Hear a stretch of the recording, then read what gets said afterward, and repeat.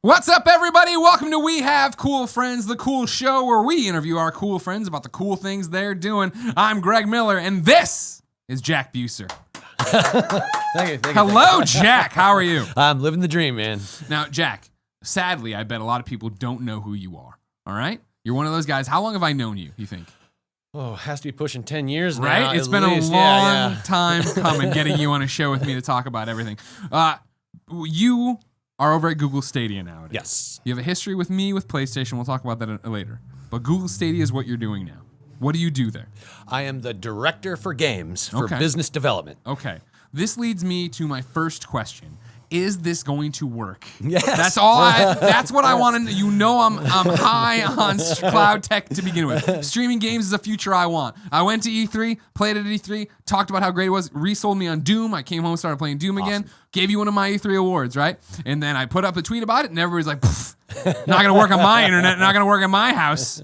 What do you say to them? Oh, boy. Well, look, I mean, we actually have it running right now in an internal beta at Google. So I actually have it on my work laptop. I can pull open a tab right next to my email and just play. Yeah. So, yeah, it works. I play it all the time in my living room, my Chromecast.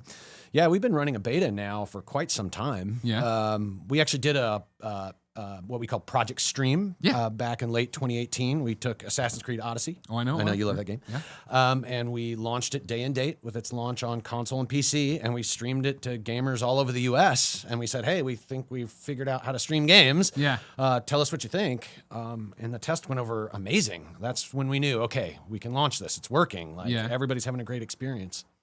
But is there a terrifying element to that, right? You've written a big check, right? Because I think, as I've said, this is a future I've wanted for a long time. For as much as I travel, and for as much as I have 15 minutes to kill wherever, coffee shop, airport, you name it. I remember when my wife came home from a business trip, and it was right after I had just gotten the project. I was playing, Jared and I were playing Assassin's Creed Odyssey at this very table, and Microsoft had put out the xCloud video, and it was all this stuff, and she had missed all this. So she came in, I started telling her about it, and I realized pretty quickly I was evangelizing this in the same way I was YouTube, in the same way, I was like Apostle Holy Ghost above my head being like, no, you need to listen, and this is what it is. Like, I feel like there's so many of us, but then every time something happens, right? Every time there's a new stat for what the internet speeds need to be, or somebody talks about how bad the internet is in the middle of the country here in America, it seems like someone's trying to rain on this parade. Are you confident you can nail this at launch? Yeah, look, the bar for a new gaming service is high, and we have to meet that bar for gamers. I'm a gamer, you're a gamer, right? It has to be a system that's solid and works and has the games, and that's what we intend to deliver. In terms of the internet, the internet of today is quite different than it was a few years ago. I've been working on cloud streaming for games for a long time. And when it first became an idea, a notion that this could be something that is actually, something that could be rolled out to gamers, the internet was a very different place. Sure. The revolution of Wi-Fi in people's homes that's high bandwidth, high stability hadn't really happened yet. Yeah. But you look at the internet today, there's people watching your show, streaming it over YouTube and Twitch and, downloading media, watching Netflix. The internet is a pretty robust place. The time for a service like this is right. And so we're super excited about later on this year when it launches and people actually get their hands on it. Yeah, I don't know if you know, November's coming up quick. Yeah. Probably should put a real date on that one, huh? A little intense right now. Yeah, yeah, we're all, it's the energy in the office is pretty incredible. We were talking earlier, Jared's with us now. Yeah, you stole Jared Penny from me, of course. Love hanging out with Jared. And, you can talk to him about what the mood is in the office right now. I mean, everybody's just so excited. I would love to talk to Jared about the mood, but every time I ask Jared anything about Google, he's like, I can't tell you. Yeah, thanks, Jared. No, I mean, the mood is incredible right now. People are super jazzed. I've been working on the project now for about 4 years. There are people in the office that had been working on it for years before I even showed up. Yeah. So just the ability to actually get this in gamers' hands and just like, these controllers are going to be launching later this year and people are going to take them home and have an experience like they've never had before. Yeah. To be a part of that is, just incredible. It's really a once in a lifetime kind of thing for us. Yeah. You and I were just talking about it in the other room, right? Like I played Borderlands 3 all weekend long, and I'm getting on the plane tomorrow, and it's like the dream of being able to just take this and toss this controller in my bag and have it on my iPhone, right? My iPad, my computer, just ready to go. Like that's what it's all about. Yeah, just personal anecdote. I was playing Assassin's Creed Odyssey, ACO, whatever, playing ACO as part of Project Stream, and I got really used to the idea of just being able to play it at work. Actually, That's why you got a door on your office. yeah, exactly. I wish. No, totally. But just like, I'd get a free moment at work and I just, fire it up and just make a little bit of progress, and just that freedom of being able to play it wherever I had an internet connection. Yeah. I kind of got a little spoiled by it. It was subconscious. I didn't even realize it was happening at the time. And then, we basically stopped the test and I had to go back to normal console gaming, and here I was on the couch. I'm like, what's missing? Right. And it's like, well, I'm kind of stuck here all the time playing games. I miss that. I really, as a gamer, cannot wait for this thing to launch so I can start playing the games that I love, and just with that degree of freedom, and be able to play at work maybe a little bit, but also just wherever I have an internet connection. Yeah. Ladies and gentlemen, of course, this is We Have Cool Friends, a show that comes to you each and every Monday on youtube.com/kindafunny, roosterteeth.com, podcast services around the globe. Remember, we're still a baby show, still feeling out the first few weeks of it. It would mean a lot to us if you went to iTunes, subscribed, rated us there, left a little review. Then, of course, if you go to YouTube, like, subscribe, share, all that jazz. Today, we're brought to you by Patreon producers Al Tribesman and David Mindtell. Mind Freak. We say that for his name. But I don't host many Kind of Funny shows anymore. I just do a lot of Kind of Funny game stuff. So I really get to say Mind Freak. So that's always a big deal for me. And our sponsor is Upstart, but we will tell you about that later. Jack, what do you think? Here you are, 2 months removed, we'll say. I know there's no date, but November sometimes. 2 months removed from the launch of Stadia. What for you guys and the team do you feel is your biggest hurdle? Well, I think right now, we're on the home stretch, right? Yeah. So, everything's pretty much locked and loaded right now. We've got to make sure every I is dotted and T is crossed. We got to make sure that, the games are going to be ready there on day one, and that we're going to put our best possible foot forward. But like you said, time is, it's go time right now. And so I think really we're just excited to have this thing launch and get it out there and just see how people are interacting with it and just get feedback from gamers and go from there. We talk all the time. It's like it feels like launch is the finish line, but it isn't. The starting the point, starting right? point. Yeah. And I've been telling my team, I'm like, you guys, this is going to be a journey, right? And when we launch this thing, that is day one, right? Yeah. And we're going to, be hearing feedback from gamers. We're going to be watching the data. We're going to be making sure that, people are getting a great experience, and we just got to be ready, right? It is go time on day one. So it could be more excited. How hard is it right now as we record this, obviously, for you to hold back your excitement, I guess the information, right? Because I feel like that's the interesting thing, is that we don't know official release date, right? We don't know an official lineup. We just saw Apple Arcade, right, though, in a week come out and be like, we're doing this next week. And then here's 65 games or whatever it was, and everybody going crazy. Is that the kind of excitement you're looking for, rather than like a more traditional video game launch of like, hey, we've known for months what's going to happen? Yeah, so I'm in business development, so I get to work on games that won't launch for years, actually. So a lot of the work to deliver the launch lineup was done quite some time ago. So that's one of the things about BizDev, is like our real go time was last year, where it's like, all right, we got to lock this stuff in because, launch is less than a year away or just over a year away. Yeah. I was actually going through our, the titles we've announced for the platform, and we're up over 40 games now, which is crazy. I mean, I know you're a student of the games industry. You can go back and look at just about any game platform that's launched in the history of game platforms. You can go back and look at the Dreamcast and stuff like that. And having a lineup of like 40 games that have been announced before the thing is even out is pretty crazy. Yeah. So I'm super proud of our team and the work that they've done to deliver these titles. I mean, Cyberpunk and Doom Eternal and the list goes on. Dude, that's the thing, is like, for me, you're swinging for the fences with it, right? Where it isn't like, I mentioned Apple Arcade. We were talking about this again, right? Okay, cool. I'm getting on the plane tomorrow, which meant this weekend. What can I only play in the house? Great. Right. So now on the plane, here are the games I can't play, whether it be on Switch and be Untitled Goose Game, or whether it's Apple Arcade and it's more grindstone.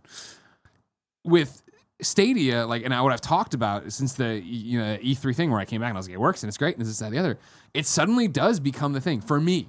The guy who's drinking out of the PlayStation trophy glass, right? If Cyberpunk can go with me anywhere, I mean, why wouldn't I play it only on that platform? Why I'm not worried about the trophies, not worried about any ecosystem I've been in. I mean, look, I've been working on cloud streaming for a long time. This is the promise. Yeah. But it's going to take a company like Google to actually realize it. I don't think people understand maybe how much goes on behind the scenes to actually realize a service like this launching in 14 countries. I mean, I definitely can't imagine. Yeah, I mean, I'm an idiot. I mean, just the technology, the infrastructure, just the people behind the scenes making this all happen. This is a Herculean effort. The games industry has never seen anything like this before. Yeah. I have the benefit of being able to see behind the curtain and watch how we've grown as a team and as a technology stack over the last 4 years, and it's staggering what's been done. This is really a once in a lifetime thing for a lot of us on the team, and we're going to finally see that promise of cloud streaming that I personally have dreamt about for so long actually materialize in a product that it's going to deliver. So then, Jack, you mentioned this biz dev, right? Yep. You're in charge of the games over there. What does that mean on like a day-to-day? What does that look like for you in your role? Well, I play a lot of games. Oh, man, you poor guy. You poor soul. It's tough. It's tough. Take it day by day.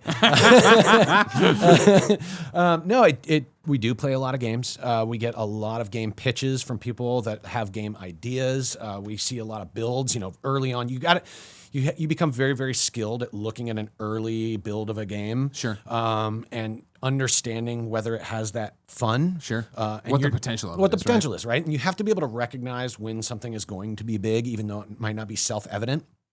And so, yeah, it's a lot of just deeply understanding games and understanding what makes a fun game and being able to place the right bets and make sure we have the right games on the platform. I think we've done great so far. I'll be the judge of that. Yeah. Exactly right.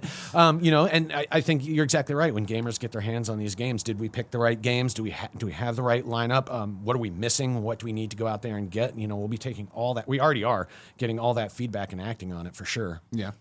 And so then, is that like what sold you on coming to the company, is like that Google's committed to this? Because that's the thing, right? We've seen different products from different companies launch and then fizzle out or go away or whatever. And like you're saying, launch day isn't the end. That's actually the start. Well, yeah, remember I was at PlayStation. I know. And Google knew that.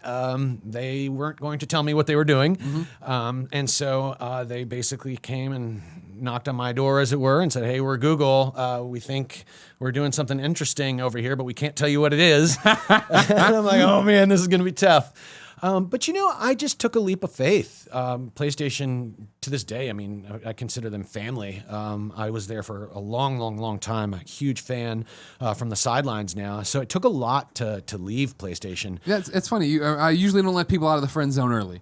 Okay. But Jorge, not George, writes in and says, for Jack, could you share your mindset when Google approached you while at Sony? Anything in particular about the vision that drew you and excited you? And were there any moments you questioned your decision to move? Because, you had been at PlayStation forever, right? Yeah, I always say it was one of the toughest decisions in my life, actually, was to go on this journey. I didn't know what it was.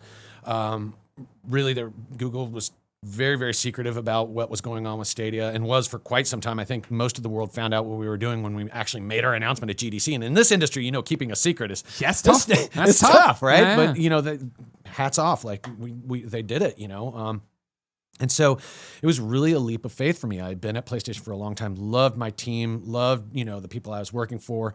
But you know this. Look around you. Kind of funny, right? You had to take a leap of faith, and you know what that feels like. It's like you're just like, I'm just going to do this and see where it goes. You only get 80 some odd years on this planet, right? You might as well take a risk and see what happens. And when I showed up at Google and they actually showed me what they were working on, they sort of pull back the curtain and they're like, "That's our infrastructure," and you're just like, "Whoa, okay." Yeah. I didn't even realize something like that existed on Earth, right? Unless you're inside and you actually see what that infrastructure looks like, it's really tough to wrap your head around. I always say, people are like, well, what's it like? What's it like? I'm like, imagine like 100 years ago looking up at the Golden Gate Bridge and going, people built that. Yeah. Right? Yeah, it's kind of like that. It's like this marvel of human engineering that you can only kind of wrap your head around, but yet there it is, powering a giant chunk of the internet. You're just like, whoa, that's cool. So help me, because I don't even know this. How does your path to here start? Was this always you wanted to work in games forever? Did you fall into it by accident? Yeah, so I loved two things growing up. I loved games and I loved music. And I really found my calling when the first Sound Blasters started coming out, and I would just be building PCs and throwing Sound Blasters in there and playing with digital audio. And then, discovered that the Amiga had digital audio. And I got really, really into that intersection of games and audio technology specifically, but just games in general. And so I went off to engineering school, actually. My parents couldn't be further from engineering, both humanities professors, and they're just like, what are you doing? And Where were you growing up? Louisville, Kentucky, actually. Yeah. Louisville, Kentucky. Love Louisville. We can talk for an hour about Louisville as well. You throw the best derby parties. Yeah, So there I you do go. That's indeed. where it comes I from. do That's where it indeed. comes from. And so, yeah, just went off to engineering school. And I remember talking to my advisor, and I was like, I don't know, I kind of want to work on something related to digital audio. And he's like, well, the only digital audio that's left are these cards for games. And I'm like, awesome. Yes, yes, please. Yeah. And I got very, very lucky. Dolby Laboratories came out on campus right as I was graduating undergrad. And they were like, yeah, come on out. We need kids that understand digital audio. The DVD player had just kind of become a thing. Sure. And I was fortunate there, and that the PS2 came along and had a DVD player in it. And I'm like, hey, I think we might be able to make these games sound as good as those DVDs. And so I worked on Dolby sound for games. So every time you see that Dolby logo pop up in games, especially, back then, that's what I was doing. So what was that? That's you tweaking the audio, or is that you working with audio techs to get them in touch with PlayStation developers, publishers? All of the above. So wow. we would go and talk to all the developers about how to do amazing immersive surround sound. We'd talk to the console manufacturers about how to, build chips that could actually do like real-time Dolby digital encoding. Remember the first Xbox had that in there? Yeah. It's amazing. Worked on GameCube, Dolby Pro Logic 2 and all that early stuff. It was awesome. And it was funny back then working for a company that wasn't really in games and showing them like, you don't understand, like games are going to be like movies in the future. Like they're going to go high definition and they're going to have surround sound and they're going to be totally immersive and, and have people go. Then everybody looked at Beautiful Joe. They're like, what are you talking about? That's right. That's right. But, back then, like, I think we saw it. If you were into games, you kind of knew what the next 10 years were going to be like. I always talk about it, right? Like for me, it was PS1 and it was Metal Gear. Yeah. When I put in Metal Gear and I was like, holy shit, they are making the game I've always dreamed of. Exactly. And so now, because I love this stuff so much and I'm so close to it, again, it's like if you're into this stuff, and especially when you can kind of see it from the inside being in the industry, you can kind of predict what the next 10 years are going to be like. You're going to see a shift, right? In the way that we saw that shift from cartridge to optical media, and, playing Metal Gear is a perfect example where you're like, okay, this couldn't really have been done on an NES cart in the same way as it is on this PlayStation disc, right? That full high fidelity experience that you're getting. Then there was another shift when games went from offline to online. And if you played some of those early online games, I was in college at the time playing on, my school's LAN. Everybody's LAN, yeah. Yeah, you're like, okay, I can see where this is going to go, right? And now you have services like Xbox Live and people play online all the time. There's going to be another big shift. Oh, God, right? what is it? Well, it's going to be that games aren't limited to a plastic box in your living room anymore, right? And game developers are going to be able to do stuff because they're leveraging technology that could never be sold to an end consumer in the form of a box that plugs into your wall. Back to what we're always talking about with the cloud, right? Yeah. The cloud computing and what we're using there. This is the next big shift in what a game can be. And you're already seeing developers take a look at, this infrastructure and go, well, wait a minute. You mean I'm not limited to this like particular set of the stack of technology? I could actually have a game that expands and takes, basically takes advantage of this entire data center or this network of data centers. And you're like, yeah, like the creative possibilities are pretty endless. And you see these top minds in the industry you see it click, right? They're thinking of stuff that we could never think of at Google. And they're going, well, wait a minute, that means I could do X or Y. And you're just like, yeah, do that. That sounds incredible, right? So the question I have for you then, as this soothsayer that can see into the future and all this stuff, when do you, and this isn't trying to be loaded, when do you see that kind of stuff happen? Because I feel like we always get to that junction of like, wow, there's all these different technologies, blah, blah, and think about like how powerful PS3 was, right? But you saw it, well, we're going to make it for the 360 and bring it over, right? It was like, what's going to sell? What's going to move? What's worth the investment? You're going to see us start to scratch the surface right in the very beginning, right? So you probably saw us hint at, we showed Ghost Recon, where you're playing multiplayer with a few other friends, and you're playing, and then you're like, oh, actually, I want to see the screen that my friends see, right? And that's because we're actually able to reroute the video feed from your machine in the cloud to my machine in the cloud. And suddenly I have a heads-up display of every single person on my team and what they're seeing out of their eyes, right? Yeah. And again, that's just scratching the surface of this stuff, right? That's just the very beginning. I think in this first year after we launch, you're going to see more and more games do stuff where you're like, hang on, like a console couldn't do that, A PC couldn't do that. Yeah. Right. And within, I would say even a few years, you're going to, of course, see games that literally could never run on a console or PC, no matter how fast, because they're being built specifically for the cloud. Mm-hmm. See, that's the fascinating. That's the good stuff. It's right coming, there, right? Yeah, it's coming, and this is going to be a shift. Again, if you've been around playing games for a long time, you remember like the very first games that started to harness. Everybody's talking Final Fantasy VII right now. It's I remember the first time playing that game and going, that's what optical media can do, right? Yeah, you're going to start to see that same sort of stuff happen in cloud as well.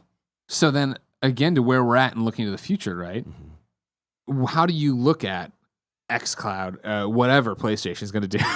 You know what I mean? They got to be doing something with PlayStation 5 and PlayStation Now and all that jazz. Like, is it I would imagine if I'm in your shoes, it's a confluence, right, of it's awesome. Competition obviously breeds success. We love that. Everybody needs to be on board with this to make this all work. But then also, is there part of it of like, well, you're first out the gate. Like, it's all eyes on you as the first like real product doing this. Yeah, look, a rising tide lifts all boats. And so to see companies like Microsoft get into the game and go, yeah, we're all in on this too, it's like, it's great. It's vindicating. It's like, yes, as a gamer, first and foremost, I'm like, all right, well, as fast as we can get to this new generation of games that's doing stuff that could never be done on a gaming PC or console, like, yes, let's get there as fast as we can. I think there's another part of Stadia that we talk about, but again, it's going to take some time to fully realize, is that it's going to enable people who don't have access to game consoles actually be able to play the games that we love. Sure. And I love to talk about this with my friends. It's like, really the mission that a lot of us are on is like, we love this stuff, but we also know that a lot of these games are like locked behind a $300, $400, $500 console. Yeah. And I remember a time in my life where that was prohibitive. Right? Totally. And especially if you look at certain areas on the planet where like the idea of buying a new game console is like, it's not going to happen, right? You just don't have the resources to make that happen. But why shouldn't everybody have access to these types of experiences? Why shouldn't they be able to just use whatever device they have to be able to play these games that we love? Look at the best-selling game consoles of all time. You're talking 100 million, 150 million units sold. Yeah. Okay, but there's billions of people on this planet. And I love video games. I want to get them in as many hands as humanly possible. And you're only going to do that by breaking down the barrier to those experiences, right? Yeah. And that's really one of the promises of cloud streaming. It's like, hey, you got a screen? Can you stream video to it? Okay, great. Let's go. Let's play some games. Yeah. It's a tall order, right? Yeah. I feel like that's why it's always the chicken and the egg thing, right? Of like, the Wii was able to break through and get into my mom's living room, right? Because she came to my house and saw me playing it. And it's the same thing I assume here, right? Of like having someone use Stadia, you come over and see that, and then it becomes of, oh, that's a cool game, and maybe it is something as crazy as an Assassin's Creed Odyssey. Maybe it's something as simple as a grindstone. Right. You know what I mean? Of like, here's a smaller game to get you in the door and get you going. Yeah, I mean, it's going to be a journey. Right. Yeah, and I've known you for a long time. I've watched your journey with Kind of Funny and seen the thing that you've built over time. I mean, that doesn't happen overnight. That's hard work, right? And I remember it took you a long time even to get to the point where it was a thing. Yeah. Right. And then you worked and worked and worked and built it into what it is now. And you look into the future. Well, what's going to be in the future? I mean, I'm sure you have a vision for that. Yeah. But it takes hard work, and you have legions of folks on your side that see what you're doing here and are all in on, Kind of Funny and here to support you. And that audience grows over time. The same is true of a game platform. If you've been in this industry for a long time, you realize like you've got to get started. Right. And that what looks like the finish line of launch is actually the starting line. Yeah. And once you get started, like you've just got to start to show gamers what it is that you got on offer and prove to them like, yeah, this is awesome. This is worthy of you telling your friends to go on this journey with you. Yeah. Builds over time. That's a great point. I hadn't thought about it that way because I think, I always use this example of remember when season passes were a big hot button issue, right? And people would get so mad when the season passes would get announced for a game and they didn't detail all the information. And my argument was always Batman Arkham Knight, where they announced that season pass and I happily gave them the money because I was like, I trust Rocksteady and I'm in for the ride, right? Yeah. But it was so many people who never had any intention of buying the season pass who were really mad about it. And I feel like that's an interesting spot where we're at with Stadia and cloud streaming, where you do have an audience of people like me that are like, I am here and I am happy to beta test this. And I'm happy to get in there and see what and figure out in like a year, 6 months, a year from now, 2 years from now, see how it has actually evolved and what it's changed into, right? But it is obviously the naysayers on our internet forums and Twitter and everybody else who are like so against the idea without trying it, which is what drives me crazy. Yeah, and I mean it's part of launching something incredibly new and different, right? I mean, people have not tried it yet. So to be skeptical is totally natural. Of course. And can't blame anybody for being skeptical of something they haven't tried before. And Sure. it seems like magic. You're like, okay, really? You're going to do that? So totally. And the people that have bought, we have what we're calling the Founders Edition. Sounds Right. like, yeah, you ordered one. Thank you. I did, no problem. Well, when you're like, you get to reserve your name, I was like, oh, God damn it. Yeah. I'm not getting, what's that, Kevin, what's that one? Oh, Snapchat, that's it. I'm not getting Snapchat again. Yeah. No, we just Or said Pokemon Go, you jerks. it's sold out in Europe now. And we're like, okay, we're replacing it with the Premier Edition. One of the things is you can't reserve your name. You know, it's going to have those little numbers after your name. I don't want that. And so, yeah, the people that are going on this journey with us in these early days that bought that Founders Edition, we want to make them proud. We want to give them something to talk about with their friends. Yeah. And that's really what motivates us, again, back in the office. Like, we want to put our best foot forward with the launch of this thing. But it ain't over on day one. No, yeah, Right? no way, That's no going to way. be where we're going to be listening to everybody. What's working? What's not? What do you like? What do you not like? What games are there that you love? What games do you wish were here? That's all going to be feedback that we're getting from gamers that we're going to be listening to and taking action on. So dial me back though. You're at Dolby. You're working on this tech stuff. You're working on GameCubes, doing all this jazz. How does that get you to PlayStation? Well, okay. I was basically in the audience of Phil Harrison, who was talking about PlayStation Home and then Little Big Planet. GDC. If you remember GDC? This is my first event. I was 2 days old at IGN and I went to And this GDC. I Big was- old soccer balls getting kicked around. I was so obsessed with online communities and virtual worlds and the promise of what an MMO could be. And I saw PlayStation Home and I was just like, oh, okay, that's so cool. And I had a friend working at PlayStation named Carter Lipscomb. You may have heard of him. I know Carter. He goes, Jack, get over here. We're putting the band back together. And I'm like, I can't say no to Carter. I've been at Dolby for almost 10 years. And I'm like, it was one of those things where I'm like, you know what? Just going to make the jump, see what happens. Yeah. And I showed up and, there was PlayStation Home and it's, very early days. There wasn't much going on. It was just like this, basically a few rooms with, it hadn't even launched yet. There was nobody in there. I was in my avatar. I'm like, all right, let's get started. We launched and, we all remember how the launch went. And we just worked for years, just quietly squirreling away on that thing to just put more and more games and content and all kinds of fun stuff in there. Ends up that team friends for life. Yeah. We were just like this band that were just like on this mission. I think we broke 20 million, 25 million people by the time it was over with. It was such a wild ride. Yeah. So they were like, okay, well, why don't you work on something else? And I got to work on PlayStation Plus. I basically built what is known as the Instant Game Collection with my dear friend Brandon and the whole team.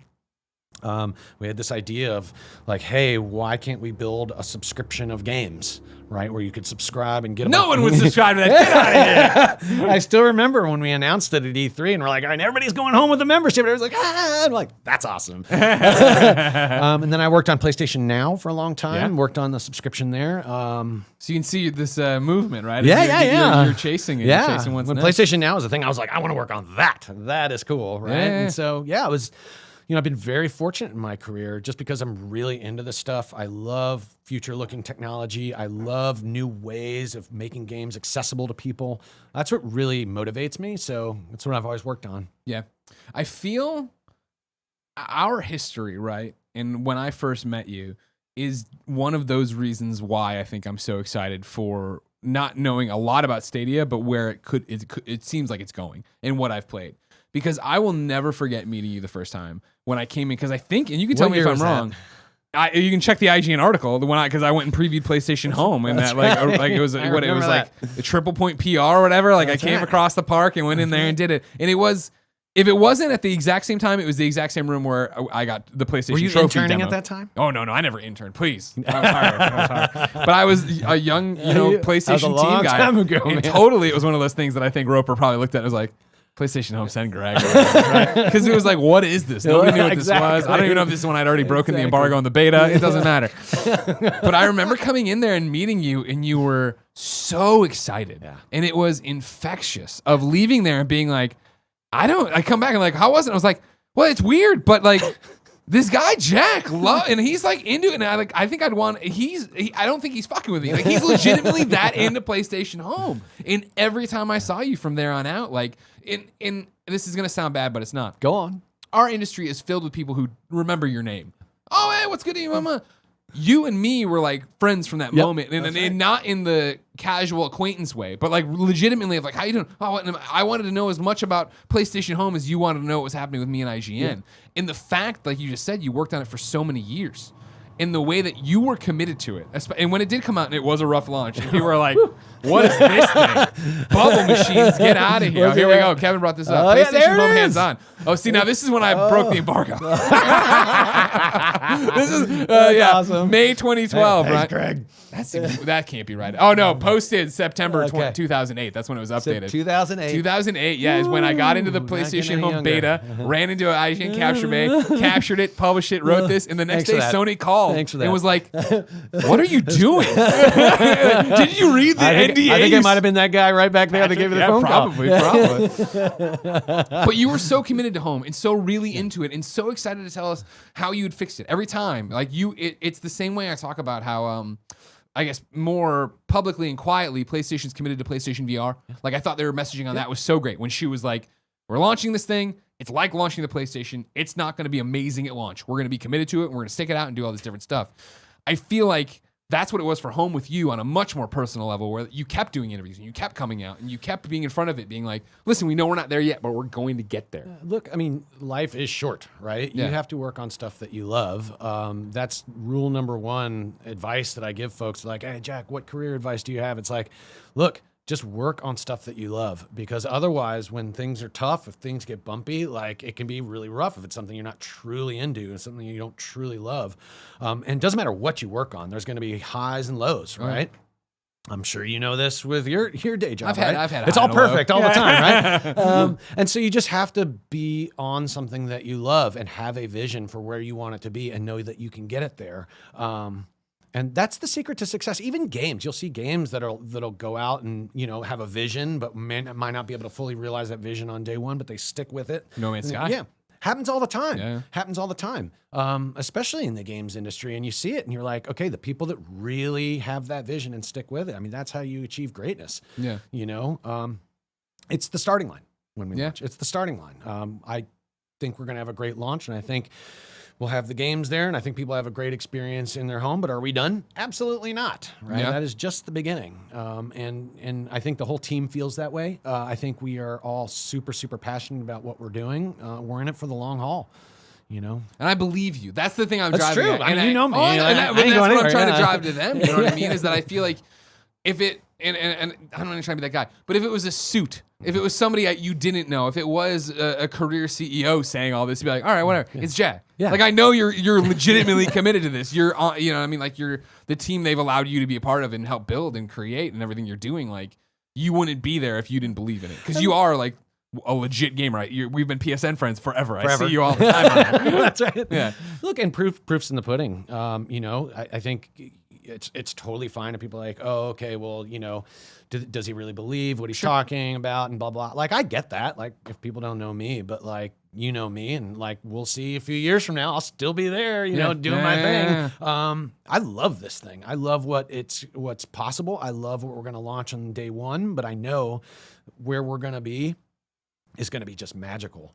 And the opportunity to bring games to people that can't have them right now, like, that just totally motivates me. Well, it's also the idea of bringing the best version of a game to somebody. Totally. That's the thing that I think gets lost a lot when we talk about it. Is like I'm, excited to use it because I want my games anywhere. But even I am like, well, I'm also playing them on a super high-end PC, right? That I would never build or want to tinker with or anything. I hate that part, right? That's why I like consoles. I know. I know you've heard it once or twice. That's why I love plugging my console in and going. Yeah. And so for it to be beamed down and not have to worry about any of that on the back end, that's all on you guys to make sure I'm using the best version and everything's going. Totally. That's awesome. I mean, it's an incredibly powerful game platform, and it will get better over time. That's another thing that I think, proof will be in the pudding, but you'll see over the years as consoles and PCs get more and more powerful, Stadia will get more powerful. It's just the difference is there's not going to be anybody knocking on your door going, it's time to plunk down another $400. It's like, hey, that endpoint that you've been using is just getting better and better and better and better, and the games are looking more and more amazing and doing things that you couldn't even imagine,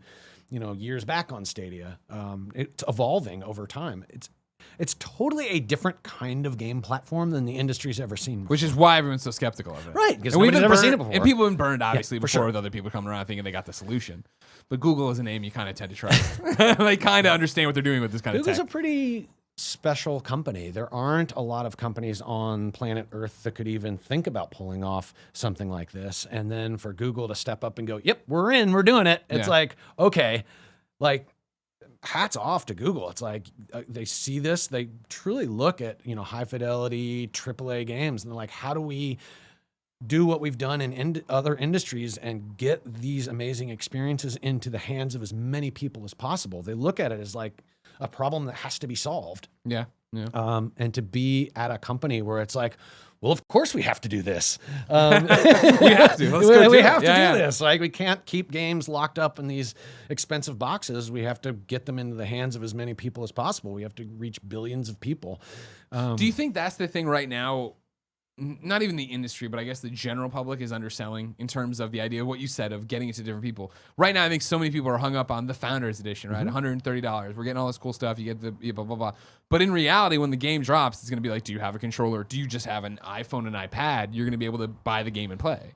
I mean, when I was playing Project Stream, I just had basically my DualShock, and I just plugged it into my work laptop, and I was playing. Yeah. It's amazing. You just open up a tab in your browser. I mean, it's literally Chrome. Yeah. Like, there was no install or plug-in or download or app or anything. It just worked. It's funny. It's like you kind of get spoiled after a while. You're like, well, yeah, of course I should be able to get at my game wherever I have a browser and an internet connection.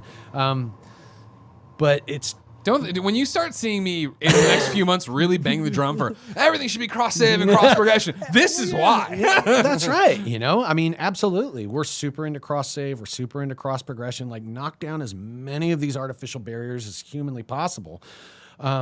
Because, look, we love this stuff, and we want as many people to have access to it as possible. And the only way you get there is to get rid of all the shenanigans and just allow people to get at the games that they want. As long as they have something that's capable of rendering the game, which now the bar has been, does your laptop play high definition YouTube videos? Okay, you're probably in pretty good shape, Yeah. That's crazy. It's crazy. It's just insane to think about the technology and what it's going to be able to do. And again, look, we'll be just on day one, right? We want to get this into our founders' hands. We want them to have a great experience. We want them to fire it up. We want the games to look amazing, play amazing. That's job one.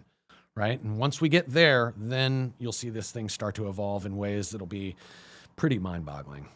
For you and the team, I guess, how are you, signposting that? Are you looking and do you have specifics like 3 weeks out, we want this, 3 months, 3 years? Like, are there those kind of objectives? Oh, yeah. Oh, yeah. No, we plan very, very far into the future. This infrastructure that we're rolling out, it isn't cheap. And so we need to be very, very diligent about our planning process. We look very, very far into the future and set goals for where we want to be as a platform.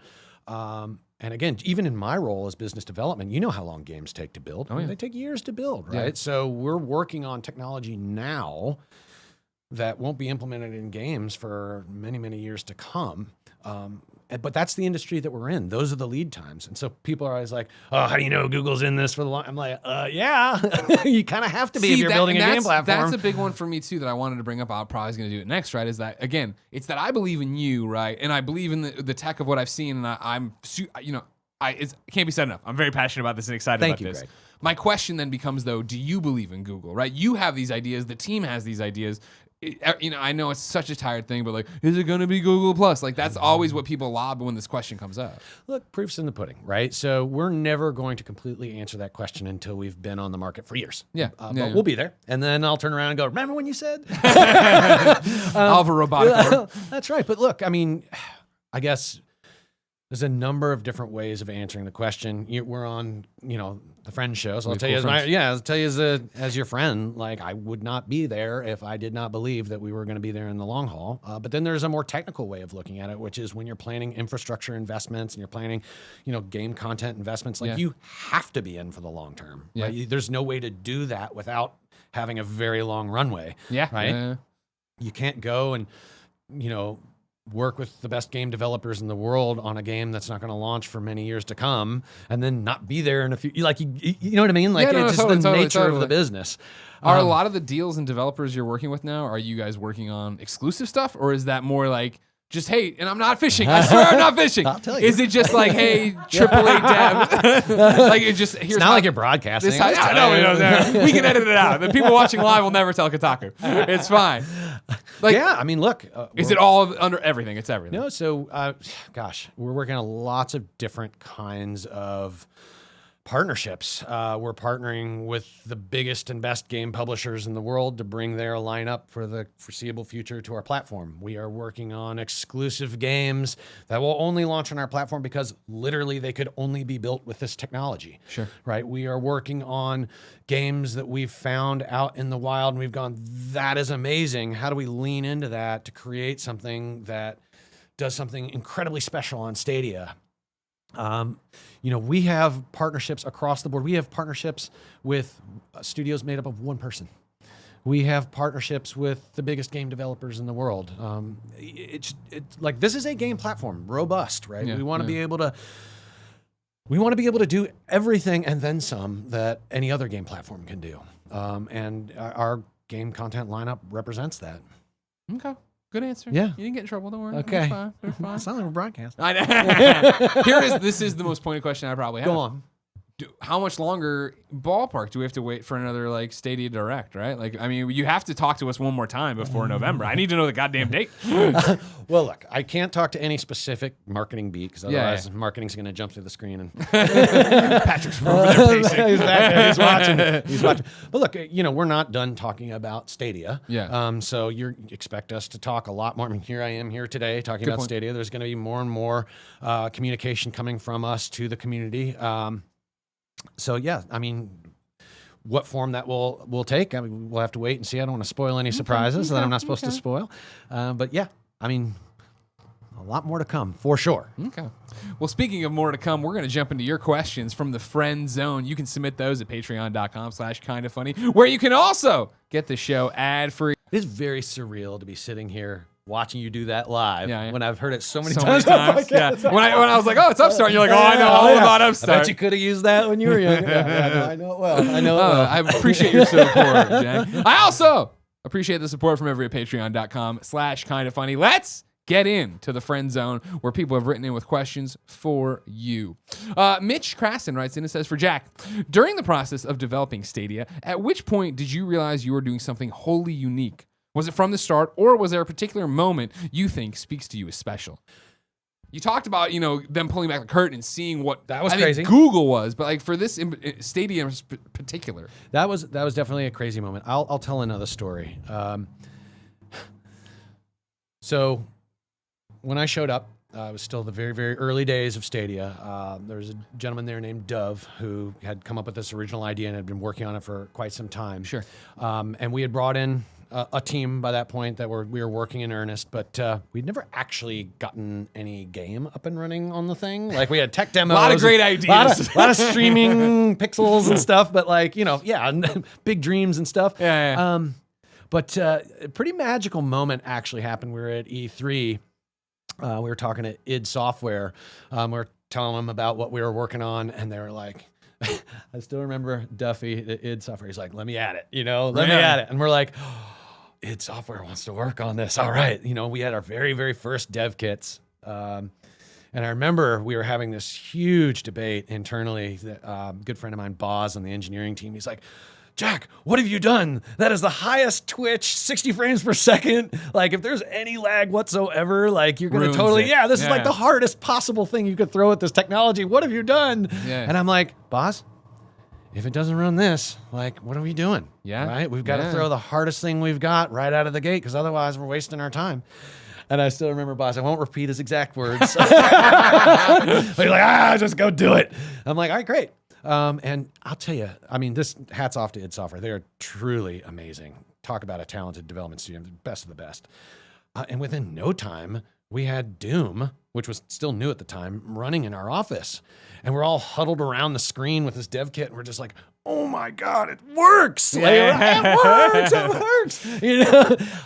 And that was really how we got that shot in the arm that we needed, because we started, look, Google's filled with, we're all Silicon Valley tech people. We all play video games, right? Sure. So we're showing it to the executives at Google, and many of them play video games, and they're like, oh my God, that's amazing. Yeah. And it was one of those things that just kind of sold itself. Like the more people we showed Doom to at Google, the more people the game, man. Yeah, that's the game. You're right. Like, right? that was such a great place to start at. 'Cause Exactly. Again, if you can run that, because that's always the knock. Exactly. Oh, yeah. Remote play is great for fine for an turn-based RPG. RPGs. Yeah, exactly. But it's like, no, we started with Doom. Right? Yeah, Like yeah. the twitchiest, fastest paced FPS out there. Beautiful game. Yeah, beautiful game. Loved it. Yeah. A little awkward to show chainsawing zombies to the top executives at Google someday. Yeah. But it's like amazing in terms of performance. And we showed like, hey, we have got something special here. The fact is, this is something special that the world has not seen before. You can sit here and play Doom on this TV with this Chromecast, and it feels like you're playing it on the console. And we would do the Pepsi challenge. We'd switch between the console and the Chromecast, and we go, okay, which is which? Yeah. And the only way you could tell which one was Stadia was because because it's running in a data center. It's all server class stuff in there. So like the load times are like server, and the console would still be sitting there chug, loading the level, and you'd be halfway through the level playing the thing. You're like, okay, that's Stadia because it loads super fast. I got it. The load times gave it away. Exactly. I understand. Exactly. That's magical, man. Once we had that up and running, I think everybody at the company knew, okay, we're in. We have to do this. You talk about id jumping on board. When the company sees in action, what have you found with outside of Google partners, whether it be publishers, developers? Like, are they at first, I don't know about this, or is it they have to see it, or are they all in? Are they excited? So, well, it depends. Yeah. Okay. So first and foremost, getting developers hands-on with Stadia is, if you don't get that, then nothing else matters, right? Gotcha. So step one is always play it, right? Because developers have the same skepticism that gamers have, if not even more so, because like this is their beloved game, their IP. They've worked invested on a this for lifetime. years. I've Yeah, worked yeah. on this for years. I'm not putting this on a platform that can't do justice to what I'm trying to do. So let me play it. So first step, all right, here's the controller, go. And we'll have like super, super fast twitchy games. We'll have fighting games. We'll have FPSs. We'll have like the hardest possible games you could throw at Stadia up and running just as a demo. And you can just see people, their eyes, like the experience you had at E3. I think you played Doom Eternal, right? Yeah, It's totally. like you just sit there and you're just like, what? Like this isn't really happening. You're cheating. There must be you're streaming it from a dev kit in the other room. No. This is coming from San Jose. This is very far away. Yeah. You get that magical moment, and then we have a presentation that shows what the actual technology is, the infrastructure, and we'll do that same sort of opening of the curtain that happened to me when I joined, and we'll say, this is our data center network. Like, look at this. Like, all of this stuff is connected with Google proprietary networking, and it's connecting all of these metropolitan areas all over the world together with something the world has never seen before. The scale and size of this network is staggering, and you just see game developers going, let me at it. Let me at it. Everyone's on board for it. Yeah, look, the lineup speaks for itself. People are like, hey, I want to be a part of this. I want to make sure my game is there because, number one, I want to see what this technology is like. Number two, I just want to be a part of this, right? And I want to learn along with everybody else that's going on this journey. It's the excitement that you brought up already of what it could mean in terms of developers make games to get the games played. Yeah. All right. And so you want as many hands as possible. So you want to be on everything, let alone, again, something that I could just play on the phone. That's right. I don't even need the controller. I don't need the thing. I can just right. get in there and buy. I can just play it on mouse and keyboard on the computer I already have, the netbook I have. That's right. And I think the other aha moment happens when people start to realize the creative possibilities, right? So we'll show a demonstration of somebody watching a game stream on YouTube, and they'll click on the YouTube video, and then boom, they're in the game playing. Yeah. And you'll see a game developer go, wait a minute, let's do that one more time. Yeah. Rewind that, and like you'll say, yeah, so this is a YouTube video, and now the person's clicking it, and now they're in the game. Yeah. No loading, no downloads, no patches, no firmware updates, no nothing. It's just like, within seconds you're in, and like they go, well, wait a minute. So what does that mean I can do? And you're like, anything. You mean I can drop you down as that person right there? Yeah, sure. You mean I could be somebody in the audience? I could be somebody with a camera just filming what's going on and streaming that? Sure. You know, you think it up, right? See, and that's the thing. That's when it gets nuts. If you talk about like, especially with, you know, live streaming of games, when the next developer or the developer that you're probably already working with is like, you know what Battle Royale was? Here's what it's going to be here, where your favorite streamer goes live and everybody's like ding, ding, ding, clicking in to be there and go and fight and be part of it. I mean, even think about Battle Royale, right? Another example we give is like, if you take a Battle Royale game, you got like 100 people playing, and basically your PC or your console is busy trying to coordinate with my PC and my console, and there's 98 other PCs and consoles, and they're all trying to network them all together to make it look like there's 100 people running around a battlefield, right? Yeah. That's a very tough engineering problem, which is why Battle Royale games are relatively new. It took a while for us to figure out how do you synchronize 100 different consoles in people's living rooms with varying degrees of internet connectivity all over the world. It's tough. Yeah. But with Stadia, it's the world's largest LAN party, right? Ultra high bandwidth, super, super stable connections between every like person playing. Sure. People always ask, well, is multiplayer going to be good on Stadia? I'm like, oh yeah, like way better than what you could get out of a console, because all of these, you know, cloud instances are all talking to each other with these very, very robust high bandwidth pipes. You can imagine multiplayer worlds with like, forget hundreds, like thousands of people all running around a playfield together, all at the same time, all being rendered up on the screen. Yeah. That's crazy. Like the world has not seen that kind of stuff before. I mean, and that's where, again, it gets exciting when you start talking about it. Yeah, because it's even like, you know, every time I talk about this, people are always like, well, Greg, you could always do that. You could already do this with remote play. There's an app, there's the phone. I'm like, but I've had bad experiences with remote play of it's on the bad hotel Wi-Fi, pinging something to ping my home Wi-Fi to ping me. And it's like, that's a pain. Whereas everybody's in the same cloud if we're all right there doing it, right? One-to-one. And this is, I mean, the question was, you know, how do you get developers on board? You have this conversation, right? Yeah. And you show them the technology and you give them the development environment and you're like, just go.